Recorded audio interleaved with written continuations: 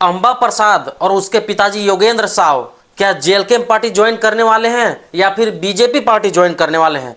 ये अभी एक झारखंड में बहुत ही बड़ा क्वेश्चन मार्क बन चुका है।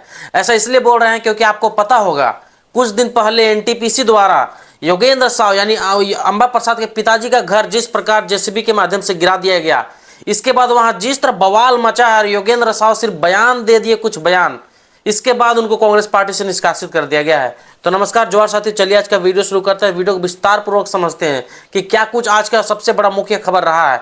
आपको दो मुख्य खबर बताएंगे कि योगेंद्र साव को कांग्रेस पार्टी से निष्कासित कर दिया गया उस मुद्दे पे, और दूसरा रहेगा अनूप सिंह, बेरमो विधायक अनूप सिंह ने जयराम महतो को बधाई दिया है, और बधाई इस बात के लिए दिया है कि आपको पता होगा जयराम महतो बंगाल चुनाव लड़ने वाले हैं, इसके लिए शुभकामनाएं दी है अनूप सिंह ने। चलिए सबसे पहले योगेंद्र साव अंबा प्रसाद के पिताजी के मुद्दे को लेकर बात करते हैं। तो आपको बता दें कांग्रेस पार्टी ने योगेंद्र साव को अपनी पार्टी से 3 साल के लिए निष्कासित कर दिया है। निष्कासित करने का ये रीजन है कि आपको पता होगा एनटीपीसी द्वारा योगेंद्र साव को घर को जिस प्रकार जेसीबी के माध्यम से, बुलडोजर के माध्यम से गिरा दिया गया, इसके बाद योगेंद्र साव बयान देते हैं और मुख्यमंत्री के खिलाफ बयानबाजी करते हैं, लाइव आके प्रेस कॉन्फ्रेंस करके मुख्यमंत्री के खिलाफ बयान देते हैं। जिसके बाद आपको पता है झारखंड में जेएमएम और कांग्रेस का गठबंधन का सरकार है।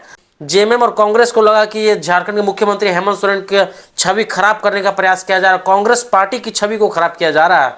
इसके बाद योगेंद्र साव को कांग्रेस पार्टी निष्कासित कर देती है, बाकायदा लेटर जारी करके योगेंद्र साव को निष्कासित कर देती है। लेकिन इसमें हम एक बात कहना चाहते हैं कि आपको पता होगा योगेंद्र साव पूर्व मंत्री भी रह चुके हैं, विधायक भी रह चुके हैं, लगभग 50 साल से कांग्रेस में सेवा दिए हैं, अपना कार्यकर्ता का भार संभाले हैं और विधायक भी, मंत्री भी रह चुके हैं। उसकी बेटी भी रह चुकी है अंबा प्रसाद, विधायक, बड़का गांव की विधायक रह चुकी है, और अंबा प्रसाद की माता जी मतलब योगेंद्र साव की पत्नी भी विधायक रह चुकी है।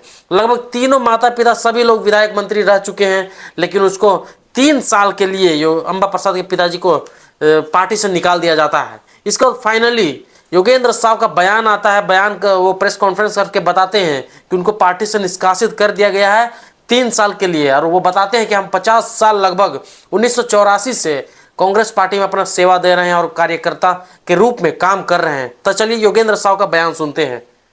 इतना बड़ा पंचायत में माननीय मुख्यमंत्री बोले, हाँ मुख्यमंत्री से कोई मेरा व्यक्तिगत दुश्मनी नहीं है, मैं विक्टिम हूं, मेरा घर जा रहा है, जमीन जा रहा है, सारा संपत्ति चला गया, रोजी चला गया, हम सड़क पर आ गए, मेरे पास खोने के लिए क्या है? कुछ नहीं है, मेरे पास खोने के लिए कुछ नहीं है। हम मुख्यमंत्री को उनके संज्ञान में काफी बार दिया, विधानसभा में, हाउस में, जब मैं रहा, मेरी बेटी रही, मेरी वाइफ रही, विस्थापन का मामला हमेशा उठा, विस्थापन आयोग का गठन हुआ, लेकिन जमीन पर कुछ नहीं आ रहा है। अरे भाई, मेरी पार्टी कांग्रेस पार्टी समंदर पार्टी मानते हैं, लेकिन हमको लगता है ये जो लोग हैं, कुछ लोग, वो राहुल गांधी को कभी प्रधानमंत्री नहीं बनने देंगे। लेकिन जोगेंद्र साव का खून में के कतरा में कांग्रेस भरा हुआ है। हम राजीव गांधी के भाषण हजारीबाग में दिए थे जिला स्कूल में, उस समय 84 में मैं जब पढ़ता था, उस समय से कांग्रेस में आया। अब योगेंद्र साव क्या करेंगे? ना घर रहा, ना जमीन रही, ना नौकरी रही, ना कुछ रहा, अब क्या? देखिए, मैं आप लोगों को बताना चाहता हूं, गठबंधन की सरकार में मुख्यमंत्री पर टिप्पणी करते हुए मुझे पार्टी से निष्कासित कर दिया गया। वैसे मैं भी भूलने लगा था कि मैं कांग्रेस पार्टी से हूं, क्योंकि जब हम उचित मुआवजा का लड़ाई लड़े थे, तब गठबंधन में से हम किसी को तो मेरे आसपास नहीं देखे और न ही पार्टी को देखे।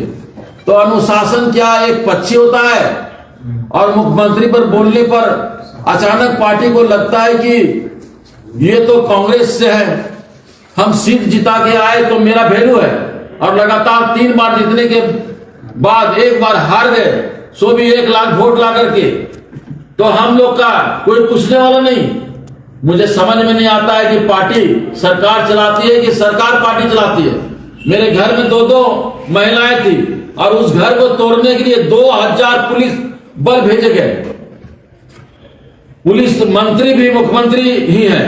कभी मुख्यमंत्री महोदय हम लोग को पूछे थे कि परेशानी क्या है, पार्टी पूछी थी कि परेशानी क्या है, आवेश में आके कि एक टिप्पणी क्या कर दी है तो मेरा गुनाह हो गया, और सालों से एनटीपीसी और स्थानीय प्रशासन हम लोग पर जो जुल्म ढा रहा है, वो लोकप्रिय मुख्यमंत्री जी को भी नहीं दिखा, ना पार्टी को दिखा।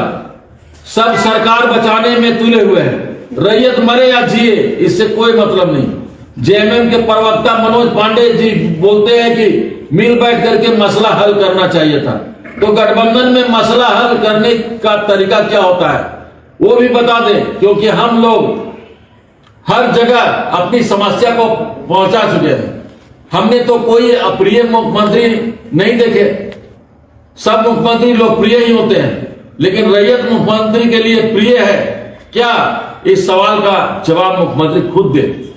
हमने राहुल जी से मिला पिछले एक सप्ताह के पहले, 15 दिन पहले हमने राहुल गांधी को विस्तार पूर्वक सारी बात, राजनीतिक गतिविधि और ये जो कानून आया 2013, ये यूपीए सरकार ने लाई, राहुल गांधी बहुत गंभीरता से लिए और सुने और बोले कि पब्लिक के लिए प्रोटेक्ट करना है, लड़ाई लड़ना है, हम इसको लागू कराएंगे।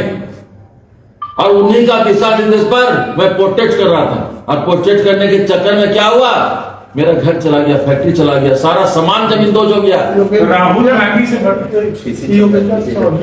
राहुल गांधी प्रोटेक्ट करने की बात किए और कांग्रेस आपको निष्कासित कर दिया, इसको कैसे आप देख रहे हैं? ये कोई दलालों के चक्कर में हुआ है, ये दलालों के चक्कर। राहुल गांधी के पास अभी मैसेज नहीं गया है, हम डायरेक्ट राहुल जी से मिलेंगे इस मैटर में। तो राहुल जी मतलब बेवकूफ है, नहीं समझ में आता है, दलाल ही उनको समझा रहे हैं। देखिए, राहुल जी का छवि ऐसा है ना कि वो बहुत निडी है और छल परपंच वाला राजनीति नहीं चलता है। छल परपंच की राजनीति कभी नहीं किए हो। हम लोग देखते हैं ना, प्रियंका गांधी, राहुल गांधी, राजीव गांधी, इन लोग एसेट थे यार, एसेट है अभी, लेकिन इनको कुछ अगल बगल जो है, जो दलाल किस्म का है, जो चाटुकारी कर रहे हैं, इनको जगह पर पहुंचने में बड़ा बाधक है। मास लीडर नहीं चाहिए। उम्मीद है बयान आप सुन लेंगे किस प्रकार अपनी बातों को मुखरता पूर्वक रखते हैं। और दूसरी बात, सबसे बड़ा मुख्य खबर हम आपको बता दें, अनूप सिंह, बेरमो विधायक अनूप सिंह टाइगर जयराम महतो को शुभकामनाएं दे रहे हैं। शुभकामनाएं इसलिए दे रहे हैं कि आपको पता होगा बंगाल में चुनाव आने वाला है, विधानसभा चुनाव होने वाला है। उसके लिए टाइगर जयराम महतो काफी सीटों से चुनाव लड़ने वाले हैं। मीडिया बंधु अनूप सिंह से पूछते हैं कि जयराम महतो बंगाल चुनाव लड़ने के लिए कूद चुके हैं राजनीति में, तो उसके लिए आप क्या कहना चाहते हैं? तभी अनूप सिंह जयराम महतो को बधाई देते हैं और शुभकामनाएं देते हैं। तो चलिए वो वीडियो देखिए, तब आपको काफी कुछ समझ में आएगा।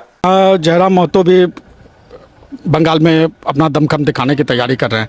असम में हेमंत सोरेन देख रहे हैं। तो ये लग रहा है कि जो दो रीजनल पार्टी हैं वो क्षेत्रीय छत्रप की तरफ बढ़ रही हैं।